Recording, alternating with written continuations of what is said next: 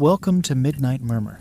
Here, the night comes alive with chilling tales and spine-tingling stories.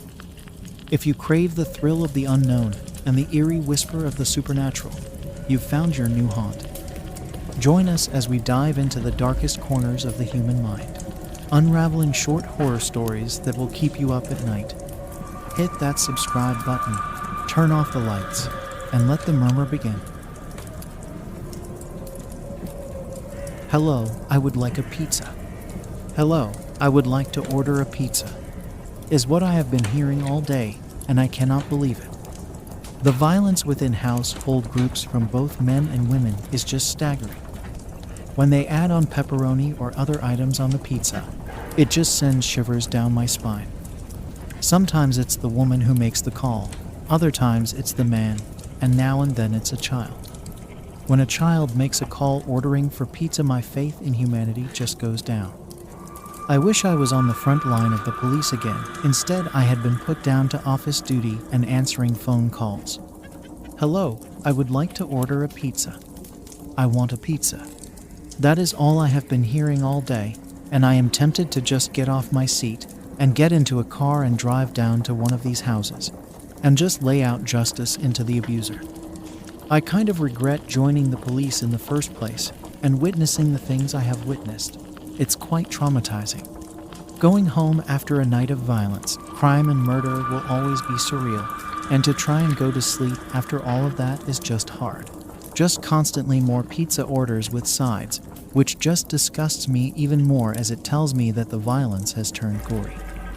Why can't people just be nice? I then told myself that if I get one more call that orders a pizza, then I am getting up from my seat and going down to the house and shooting the abuser. I will bring justice on my own terms, and when another call came through and another so-called pizza order, I got up from my seat and went down to the very house the call had came from and knocked on the front door. The call came from a woman ordering a pizza, so I knew the man was the abuser. When the man opened the door and looked confused with a 30-pound note in his hands, he asked me, "Where's the pizza?" And as I shot him down, his wife screamed in horror. I then remembered that I don't work for the police anymore and that I work in a pizza joint. It was just instinctive or automatic for me to react like that for working so long in the police. Some things are hard to shake off.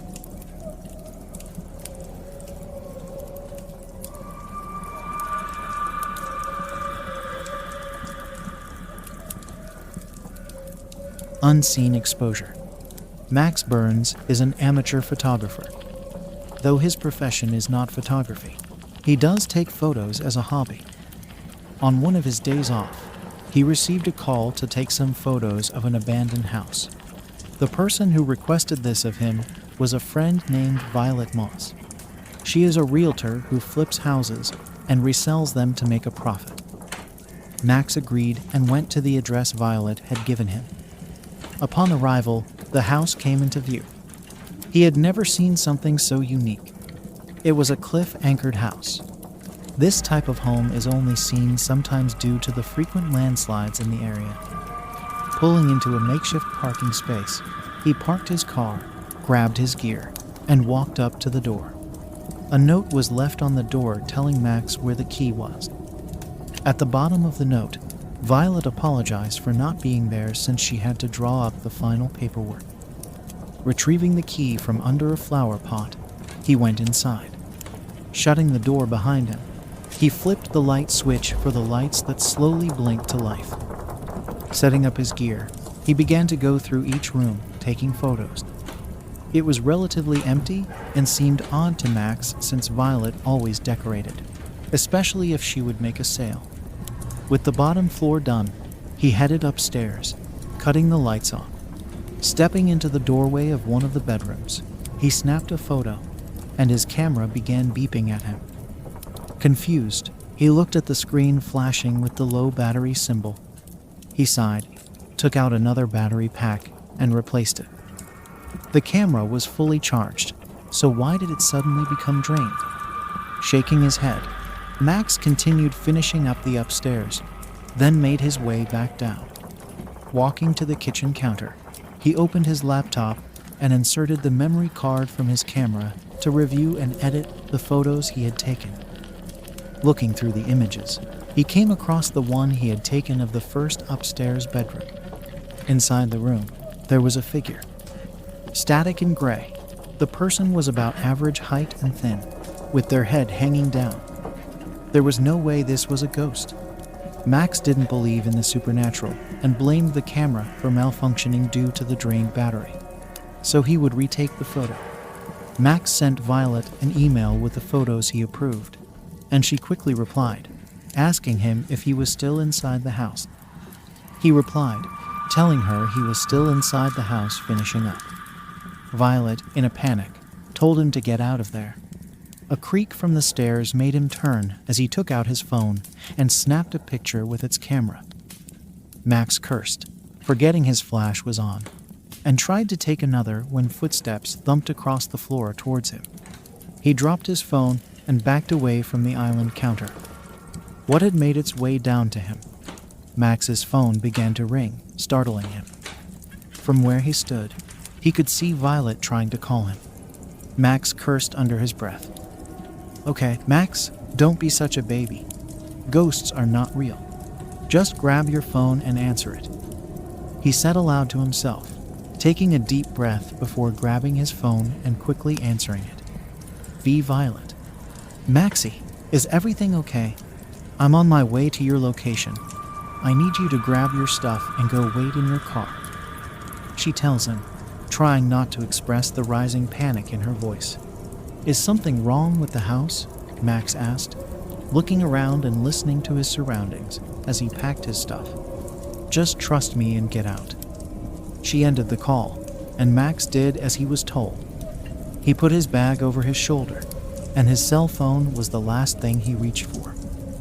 The lights in the room flickered before going out, ultimately leaving him in nothing but the darkness of the kitchen.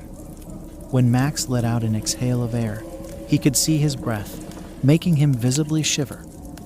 Keeping his eyes on the middle of the room, he walked backward, reaching his hand behind him to open the door. Once the door was open, he stepped out, almost tripping in the process, and shut the door. Moving quickly, he went to his car, opened the door, and sat inside.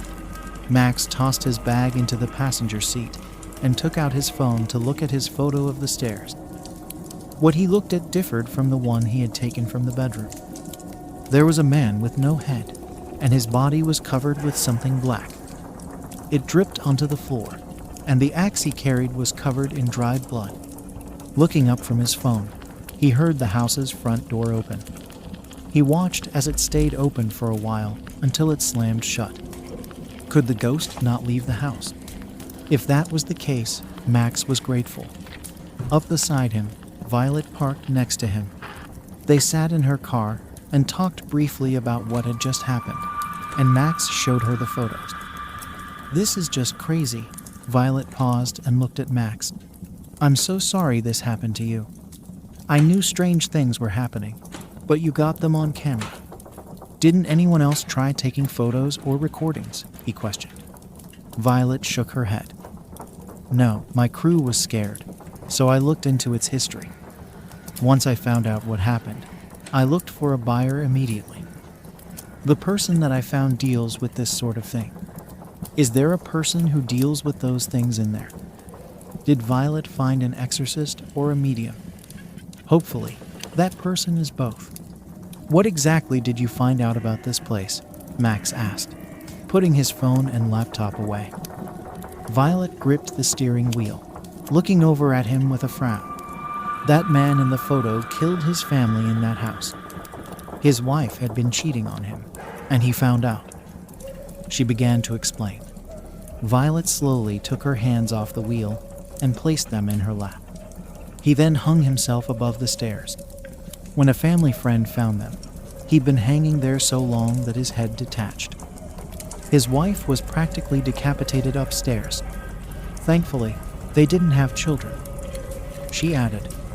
Max shuddered, thankful he had taken the pictures and got out of there when he did. He'd hate to think about what would have happened if he had stayed inside a little longer. "You don't have any more houses like this, do you?" Max asked nervously. Violet shook her head. No, but if I do, I'll warn you first. I'd appreciate that. He sighs, leaning his head back against the seat and closing his eyes. This was enough excitement for one day. Hopefully, the person who bought this house knows what they're doing. A week later, Violet contacted him. Hey Violet, did the new owners have any luck? Max asked as he headed inside from his regular 9 to 5 job for the day. Yes, but I have another favor to ask, she replied, hearing 2 other people in the background. Oh, sure. What do you need exactly? Max nervously swallowed, tossing his keys onto the dish in the middle of his coffee table. How do you feel about doing spirit photography? As a profession? The owner says they would pay you a lot. Max pondered this for a moment. If it paid enough, he could quit his office job, especially if this person bought homes like this often. Max Burns, a deep, gruff voice said on the phone now, making him sit upright. My name is Andy Graves, and I need your assistance with my business ventures. You'll be paid for your time and will constantly be on the move. Are you okay with these terms? Surprised, he visibly nodded, even if Andy couldn't see him. Yes. Good. See you at the airport a few days from now. Monday 6 in the morning, don't be late. Andy ended the call, and Max sat on his couch in shock. This is a full-time profession now, he thought. Monday came sooner than expected, and he was rushing out the door. He looked at his apartment from over his shoulder before shutting the door one last time. He had already said his goodbyes to Violet the day before, so there would be no tears. When he arrived at the airport, he didn't know what to expect when looking for Andy Graves, but for some reason, he knew it was him when they met. Andy Graves? You must be Max Burns. It will be a pleasure working with you, spirit photographer. Max nodded, feeling a shiver go down his spine as they shook hands. Just what had he gibber papaya into?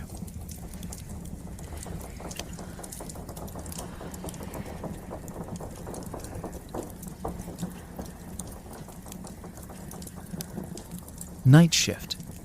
Working the graveyard shift as a cop sucks for a myriad of reasons, chief among them being the eeriness of the night. Now, saying that might make me sound like a baby considering that I'm no small dude, but it's true. Something about being stuck in your car, with no human life in sight, has an almost alien feeling to it. I'm sure it would help if I lived in an area that wasn't as heavily forested as Wyoming. But as it stands, if there's a light on near me, I almost can't see it with how dense the foliage is. Most nights, there's nothing to do, so it's just me and the silence. I usually take the time to catch up on a show I'm watching or finish a book. On the off chance I do get a call, it's always something small like a wellness check or a suspicious character outside a bar. I'm always happy to take these calls, though, as it gets me back towards populated areas, rather than some gravel road where they have me scouting for speeders.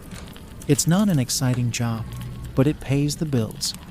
It happened 2 days ago, on a relatively warm night.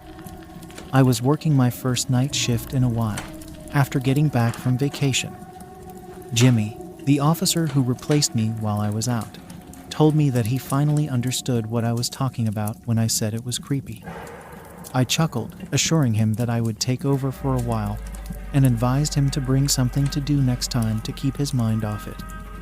If anyone were to understand what the transition from day to night shift was like, it would be me, so I tried to make him comfortable. After all, if he started taking them more, I wouldn't have to sit in the darkness as much. He handed me the keys, and I had an idea. This was the only night shift I was scheduled for that week. Why not make it a little more bearable? I decided to invite him along. He could either sit at a desk all night in a dimly lit precinct with only one other person, or hang out and shoot the shit in the cruiser. Honestly, I don't think the blinding white walls of the station are that much more comforting than the darkness, and I think he agreed because he accepted the offer pretty quickly. We parked on one of our designated hiding spots and settled in. watching some shitty horror movie and cracking open a few beers. Sure, we shouldn't have been doing that, but who was going to arrest us for it? We weren't small guys, either, so it would take more than a couple of beers to get us tipsy. We also didn't expect to be moving much until my work phone rang. I sighed, rubbed my eyes, and answered it. It was already 3 a.m., so at least we'd made it halfway through the shift before something happened. I immediately heard giggling on the other end. I said hello a few times, and was about to hang up when I heard a voice on the other end of the line. It was Brian, the only other officer on duty that night, and he was in charge of manning the station's phone. Usually, he was as monotone as a depressed robot, so to hear him laugh was already weird. "Hey Tom, how's it going?" "I can't complain. Just living the high life with Jimmy here. What's up?" "You're not gonna believe this shit. I got an emergency call from the old Amic factory on McCaben Road." "How?" "That place doesn't have any power, or phones even. That's why I'm laughing my ass off. The person who called said they broke into the place to try and steal equipment, and now they're somehow stuck inside." It was silent in the cruiser for a second. Jimmy and I slowly turned to look at each other, and then, almost simultaneously, we burst out laughing. "You're shitting me." "I'm dead serious." When I got the call, I almost pissed myself trying not to laugh at the poor bastard.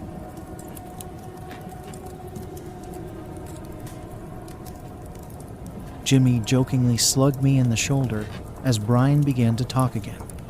"Anyways, do me a favor and go and help the guy get out of there. It's your choice whether you want to arrest him for trespassing or not, but he's had a bad enough night as is, by the sounds of it. We'll take care of it. Beats giving another speeding ticket. I don't know if I'm going to be able to keep a straight face, though. I sure as shit wouldn't be able to. Give me a call back if you need backup, alright? I'll have to call the precinct up in Pinedale. If you do, they have their parade this week, so I'm sure they've got a few guys to spare." "Sounds good, Brian. We'll keep you posted."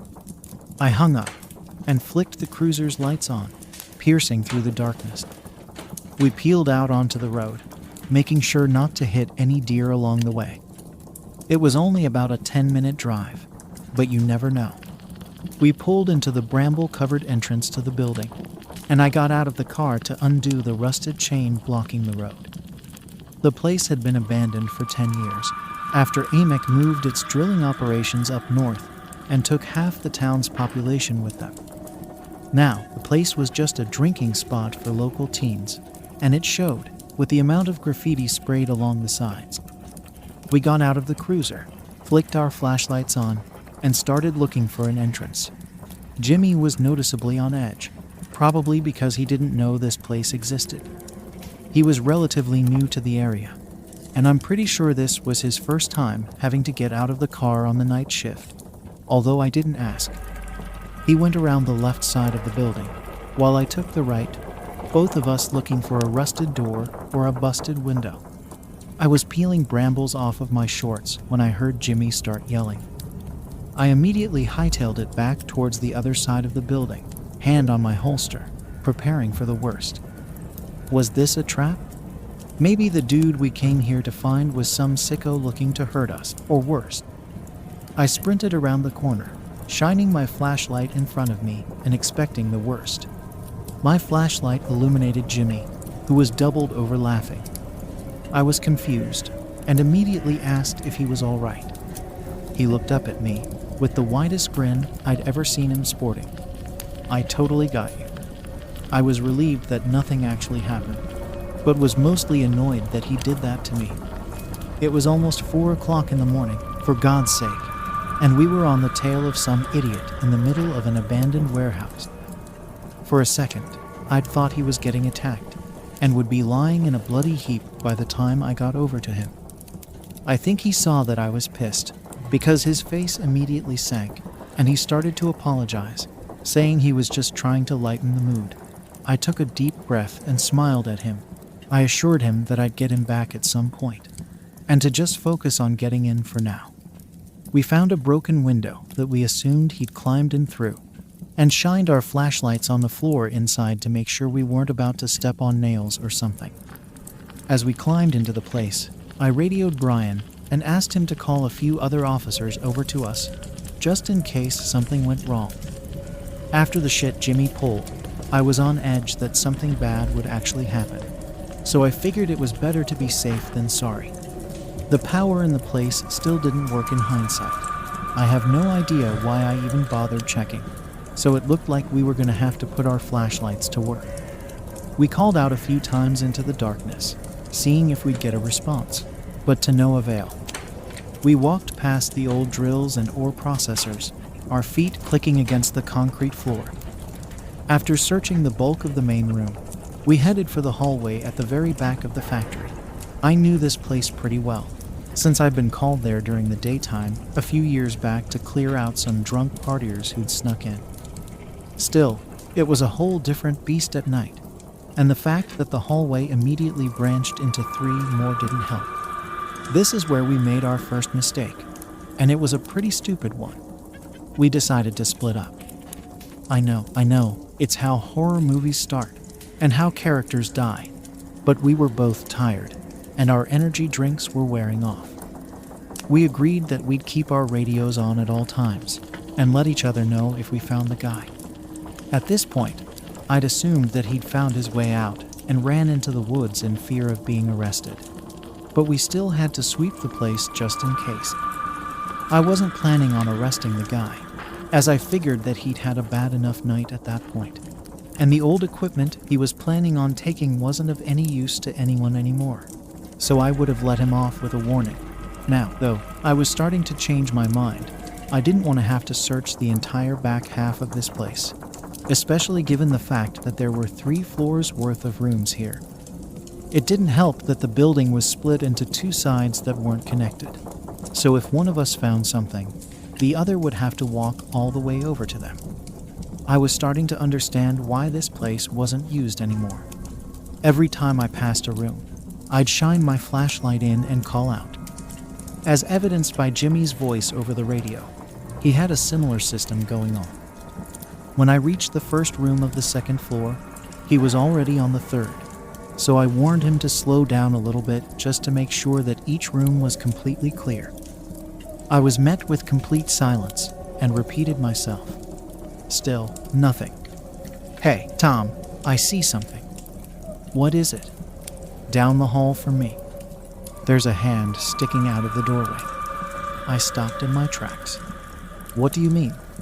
"There's a hand waggling its finger at me." "I'll be right over." "Don't go near it. Don't do shit.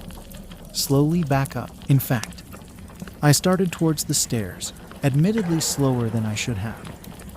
At this point, I was creeped out, but the rational side of me was still telling me that someone had gotten stuck and was motioning for Jimmy to come closer to help them.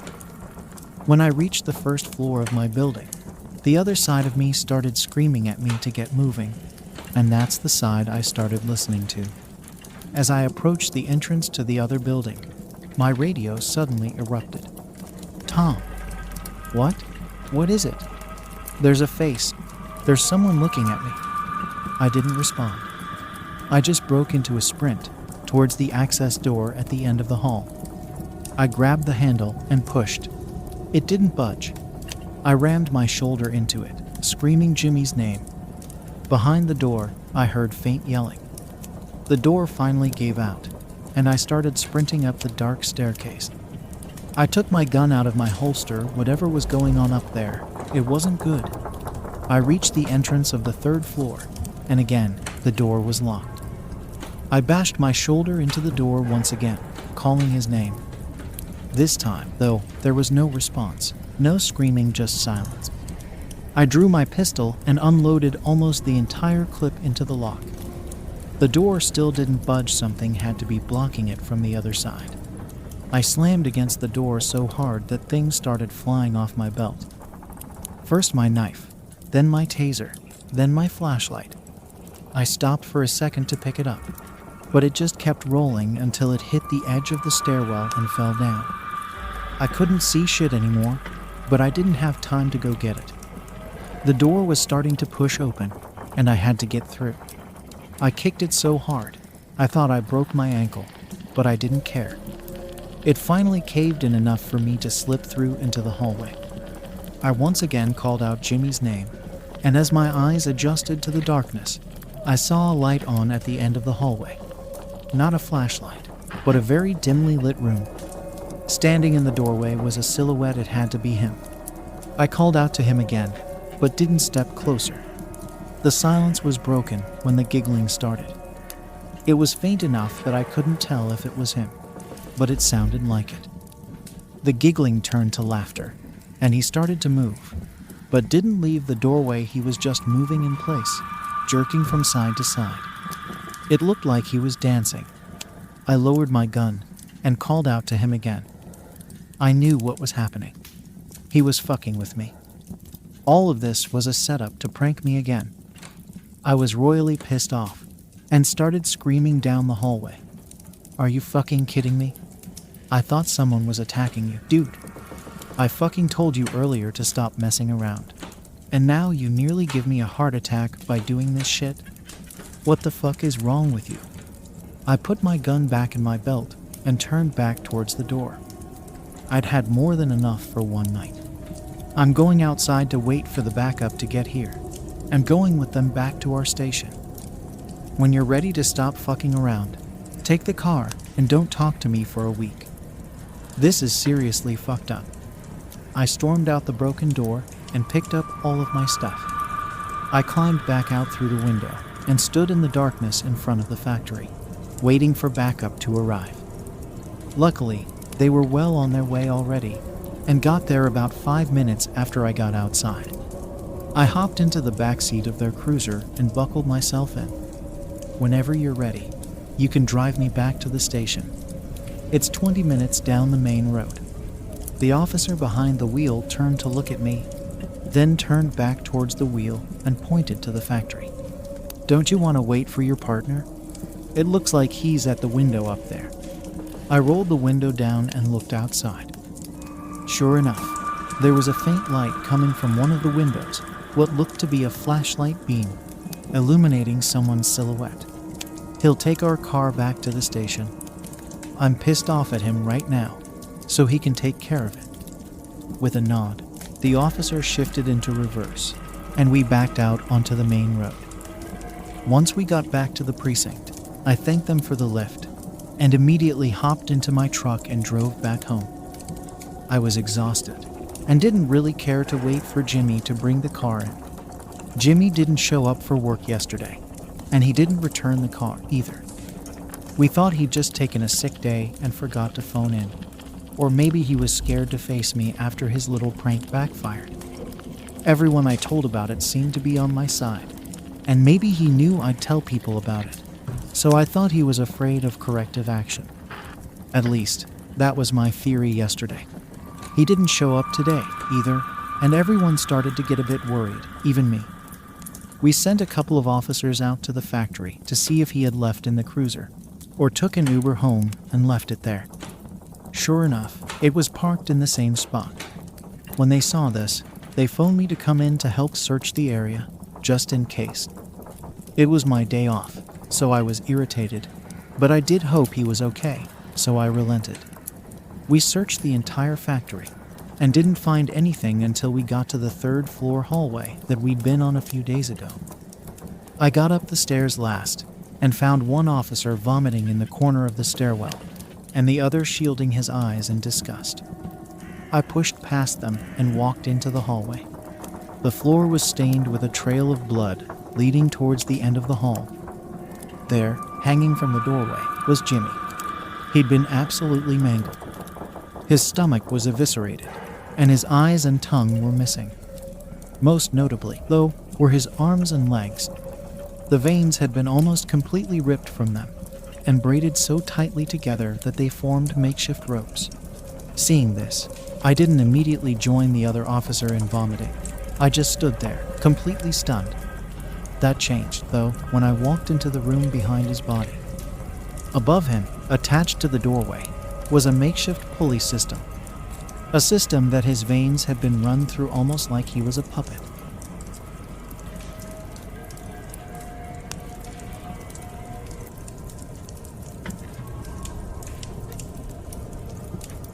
Operation Global Dawn. In the year 2027, the world stood on the brink of a new era. For decades, the global elite had been quietly orchestrating a series of transformative changes designed to reshape the world order. Their plan, however, required a catalyst, an event so profound that it would shake the foundations of society and pave the way for their envisioned future. This catalyst was code-named Operation Global Dawn. The operation commenced on a seemingly ordinary day in January. Without warning, a massive cyberattack struck the heart of the global financial system. Banks, stock exchanges, and financial institutions across the world found themselves under siege from an invisible enemy. The attack was unprecedented in its scale and precision. Within hours, chaos reigned as financial networks collapsed, rendering electronic transactions impossible and plunging markets into disarray.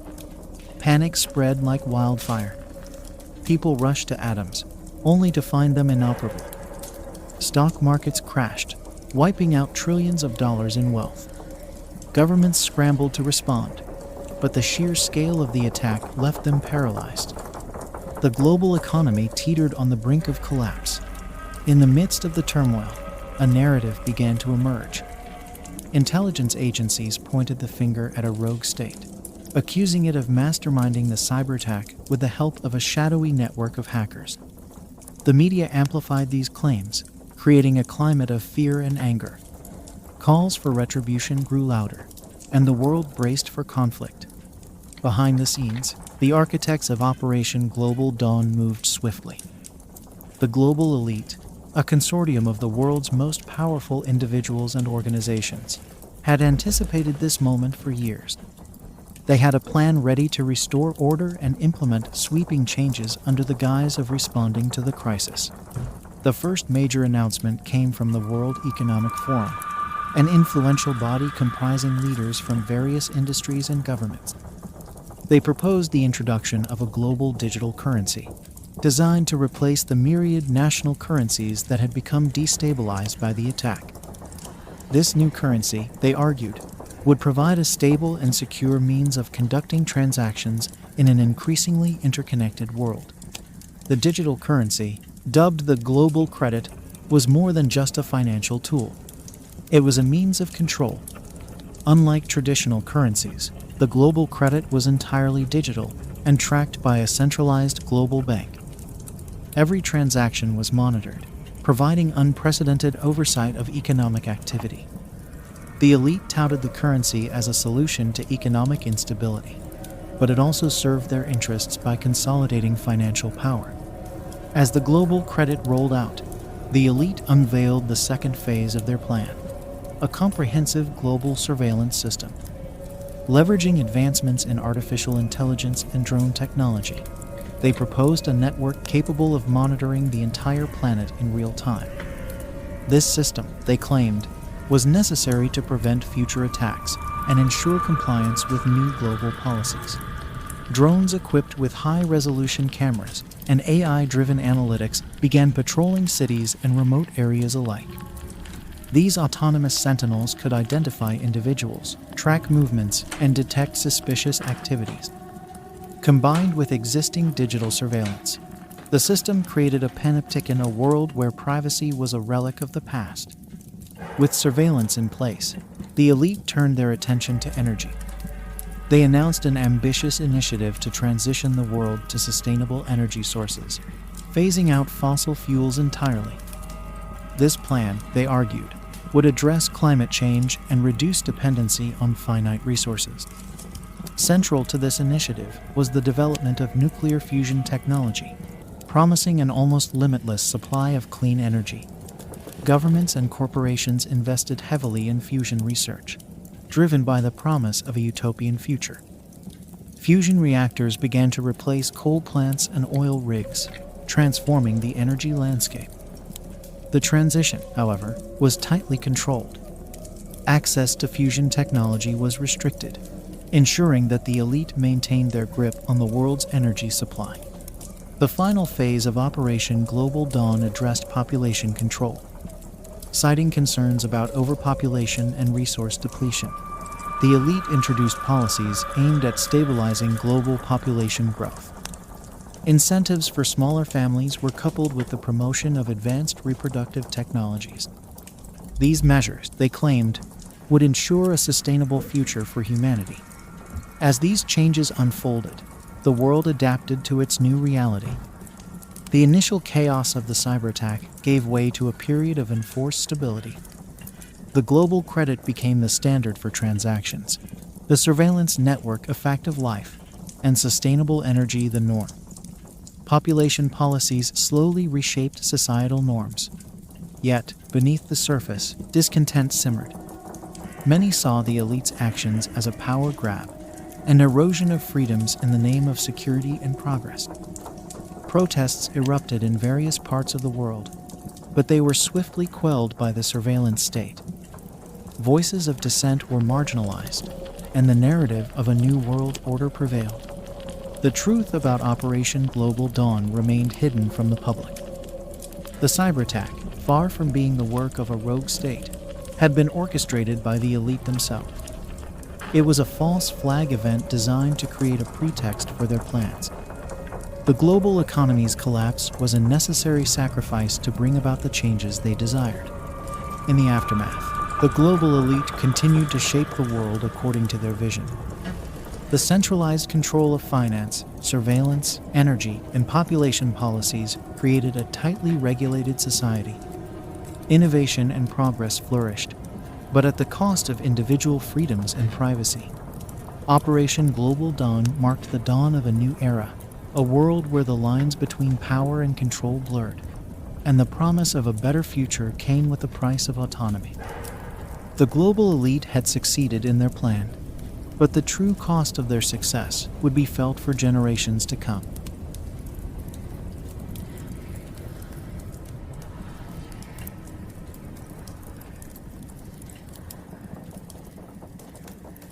There's a reason for my fear of attics. Nobody is truly fearless. That is something I learned early on in my life. When it comes to myself, I have 3 major fears. I have a healthy fear of heights and a less healthy fear of spiders. But there is one fear that has the other 2 pale in comparison. It is a fear that leaves me paralyzed whenever I see them, and that fear is attics. I have a good reason for all of my fears, but my reason for having a bitter hatred for attics is a lot deeper than any of you would think. But with that being said, let me tell you my reasoning. Attics have always had this eerie vibe to me. Even basements tend to unnerve me at times. I remember when my fear really started, and it was in May of 2019. I was living with my dad at the time. The house we lived in was built in the 1970s more than likely. In the daytime, it had a feeling of peace and serenity to it. But when it came to the nighttime, it turned into a hellish landscape. The house as a whole had an unnaturally creepy feeling to it at night, but the fear I felt in my own bedroom was on a completely different level. The room had old carpeted floor and aging plain white painted walls, and this room also had a huge closet and a decent-sized bathroom in it. But it had one more thing in it, an attic.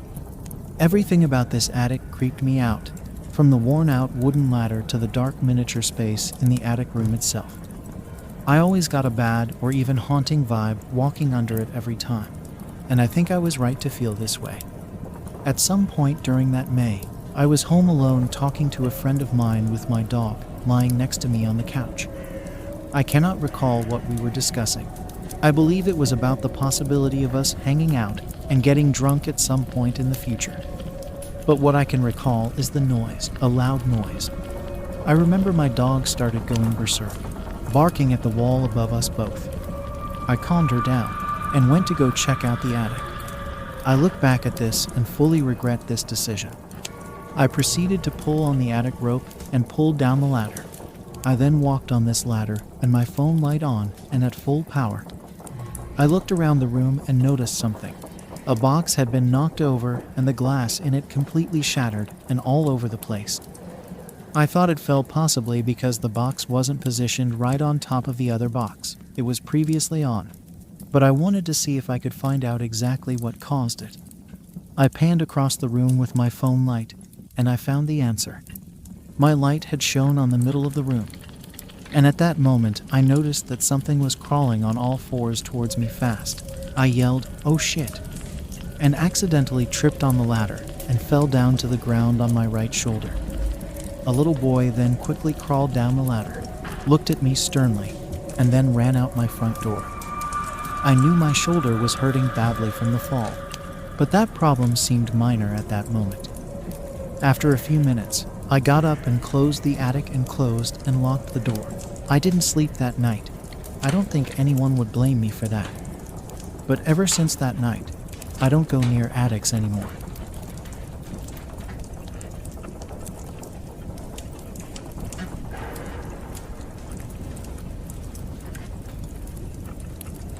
Regan's hate.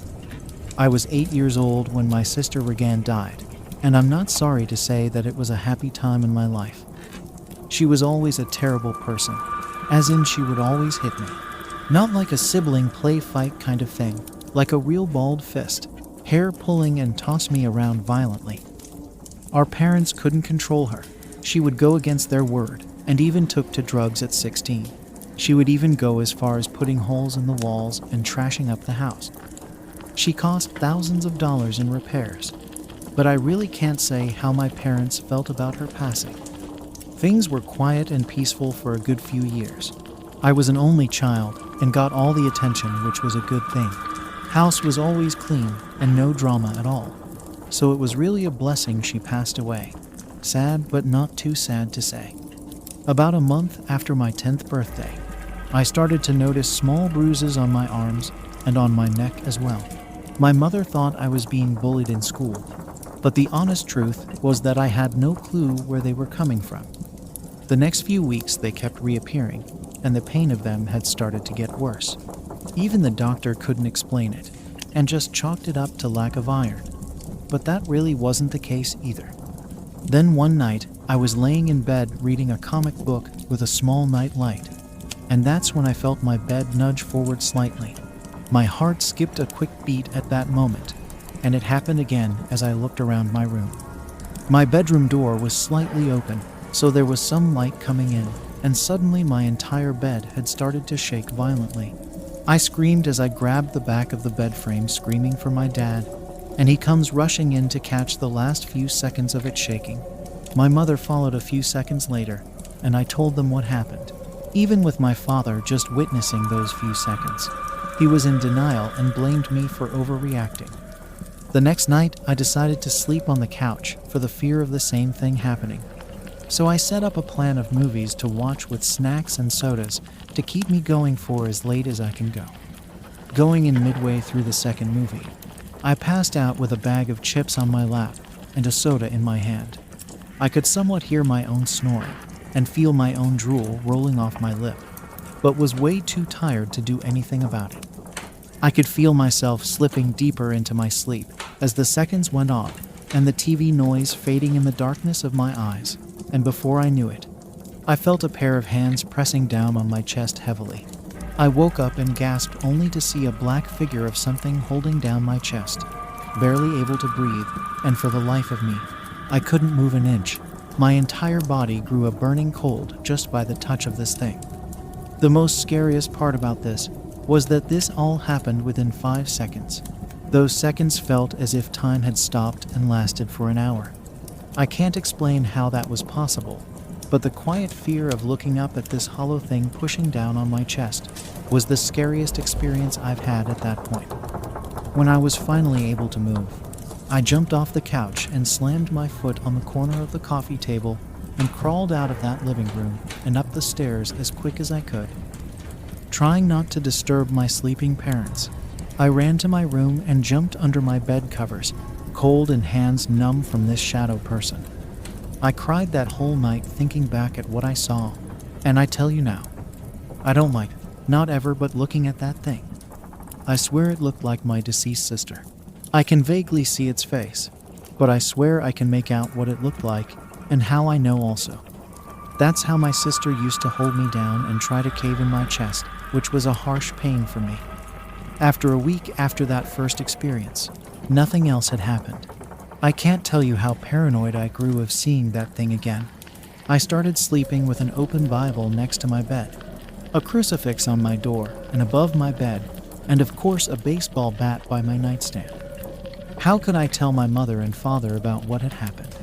They knew something was up cause of how quiet I had been that whole time, but we all just tried to move on with our lives and pretend that my sister was never around or even existed.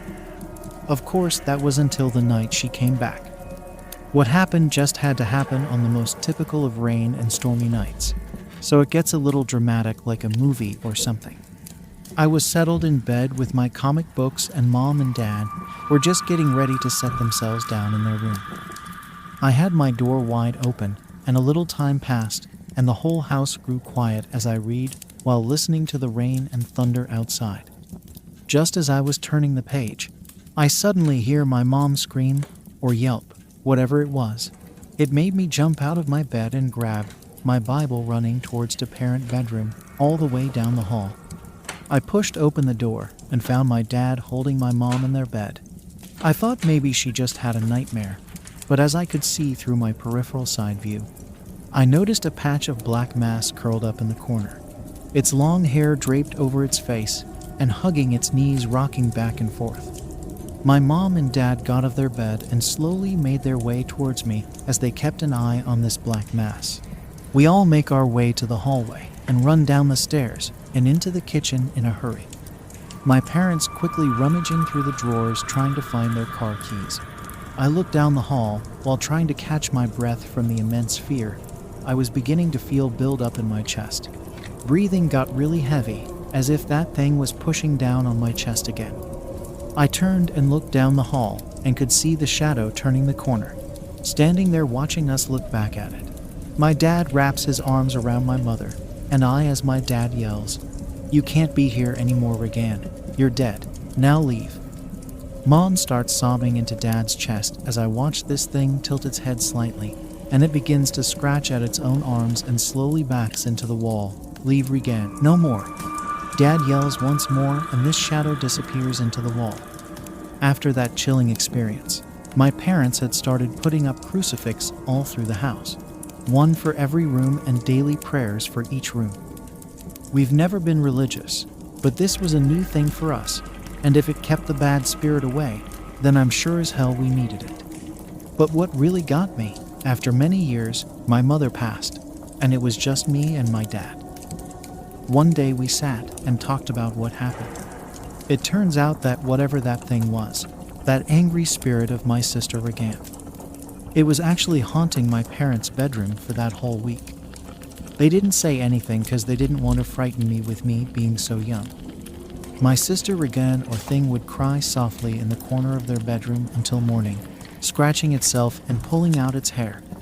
My sister was really just evil, and the day she died, she left her rage for us to deal with. That's what I believe anyway.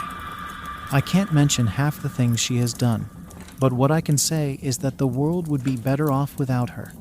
But as for the hateful spirit, I really hope it's not back at that house, cause whoever lives there has my sympathy, Regan. May you not rest in peace.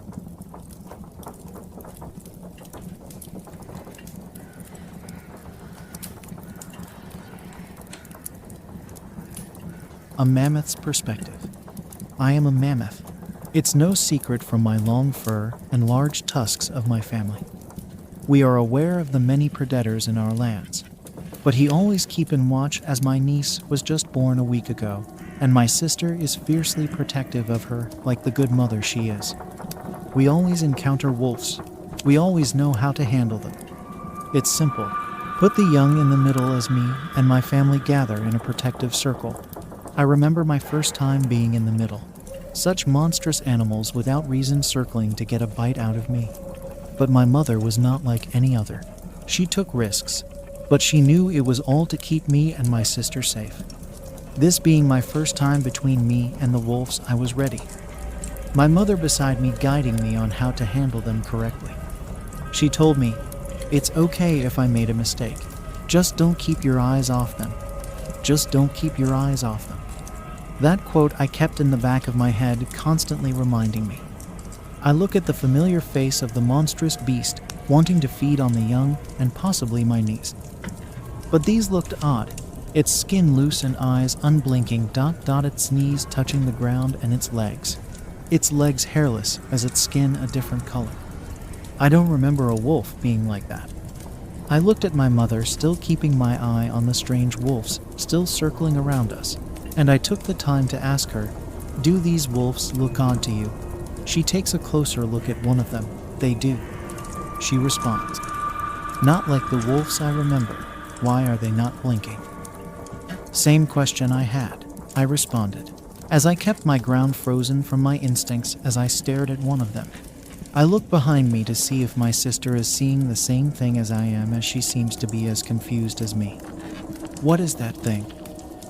I hear my mother scream in fear and running away, urging my family to run away. I haven't turned around yet to see what she was seeing as I turn to look at the wolf again, only to see it on its hind legs, as it peels its skin off, only to see a flatter face with a hairless body, holding a stick with something sharp at one end, and that thing pointing it at me. I start to run away as a few of them threw their sticks at me, some of them stabbing my back and shoulder blades as I call for my family. In the commotion, I heard baby niece call for my sister. Couldn't find my niece, either, since it was too dangerous for her or her niece to get back together. I spotted my niece almost get attacked by those things, but I protected her and took her under me. I hear them call back. A sliver of hope. As I go to their direction with my niece out of the bushes, I see more of those creatures. I got startled and ran to the side. If I ran the opposite direction, I would have met the other creatures from before. What are these creatures? Where is my family? I kept running, holding my tiny niece with my trunk. As much as she was heavy, she was too young and tired to be running this much. Until I was stepping on what I thought was a pile of leaves and sticks, but I stupidly fell into one of their traps. They are getting closer. Thankfully, the hole is not very deep, and I'm able to get a foot over and possibly climb out before they're able to catch up to me. I quickly get one foot after the other, getting my front legs and getting my right back leg out of the hole. One more leg, I thought. I almost got my leg out when those creatures came to me, screaming in an unknown and uncanny voices, with their front legs upright and their weapons of wood and rock, stabbing me, trying to get me back in the hole. I may be cornered, but I'm not going down like this. I roar and took a risk, just like my mother did when protecting me. I smacked one of them with my tusk, sending it flying and hitting the ground hard as one of them came over to check on its fallen comrade. In revenge of the moment, one of them throws their stick directly at my eye, making me blind in one of them. But I was still standing, wasn't I? Although the pain was very unbearable, I was still protecting my niece.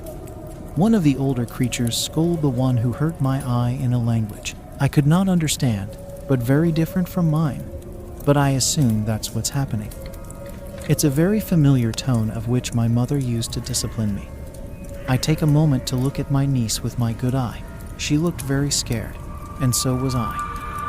But I was risking everything to keep her alive as much as I can, even if she dies in the hands of these creatures. I was not going down without a fight. And so this was my first lesson for my niece. That first lesson is to never take your eyes off the enemy. No matter how scared you are, everyone around you is as scared as you.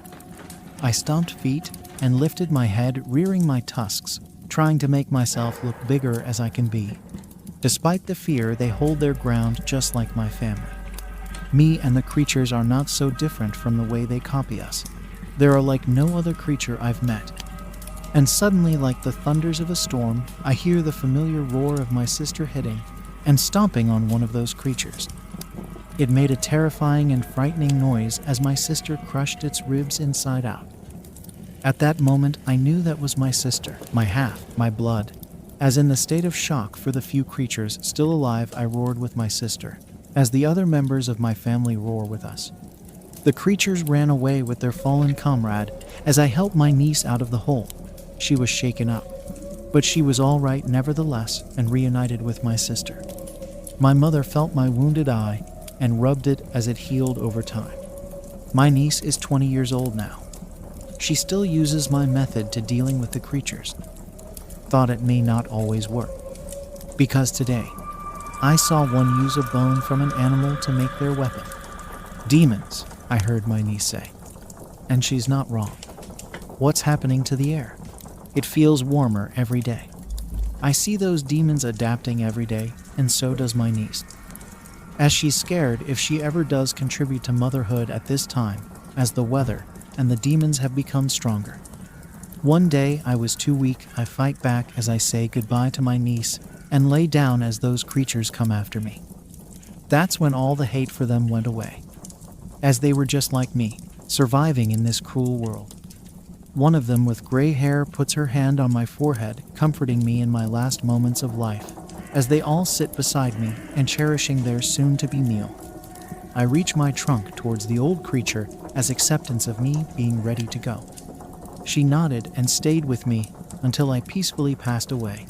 Despite me being the meal of those creatures, I know that it will end it in the stomach of the smaller offspring, as it reminded me of my niece when she was just a baby. The air doesn't feel so warm anymore.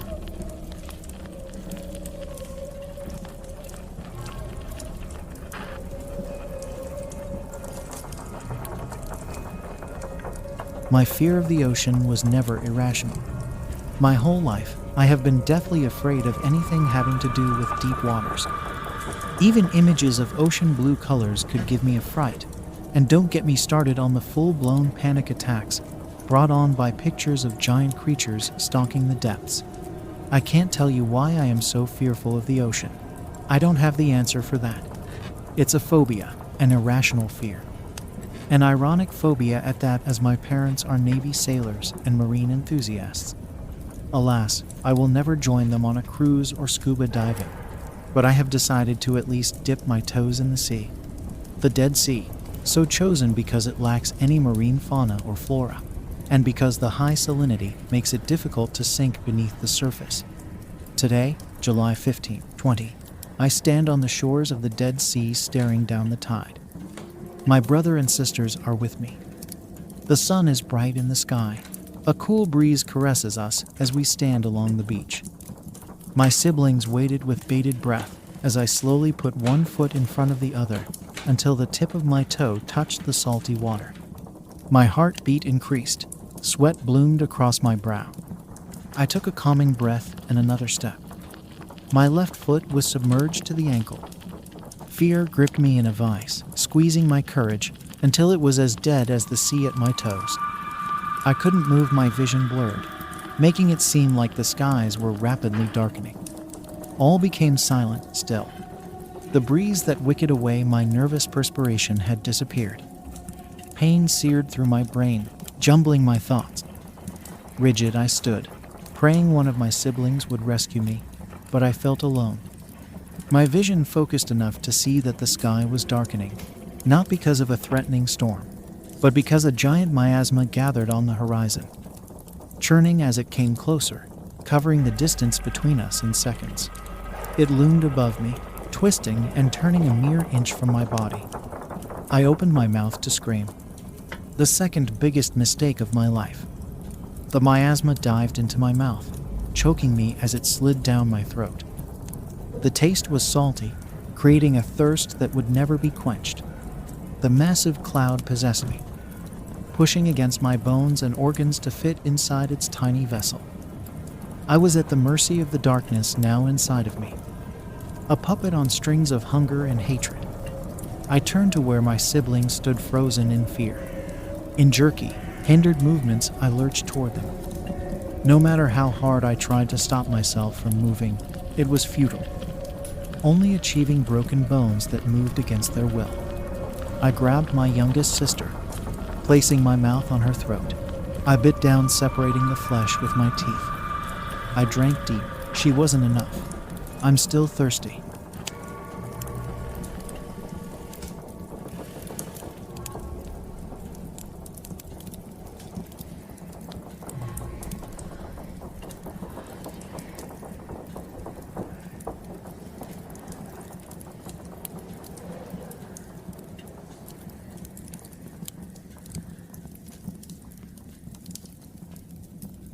Thanks for listening. Don't forget to like and subscribe for more chilling content.